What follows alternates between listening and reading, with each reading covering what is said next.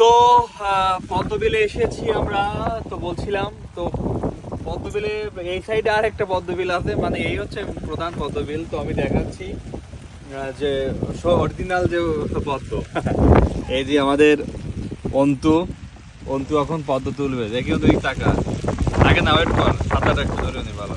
হ্যাঁ ওই হচ্ছে পদ্ম, হ্যাঁ পদ্ম অন্তু তুলবে, অন্তু এই দাদা, হ্যাঁ পদ্ম অন্তু তুলবে, দেখিয়ে দিই টাকা। হ্যাঁ পদ্ম এখন অন্তু এখন পদ্ম তুলবে, পদ্ম, হ্যাঁ এই হচ্ছে, যাক মিশন কমপ্লিট হয়েছে।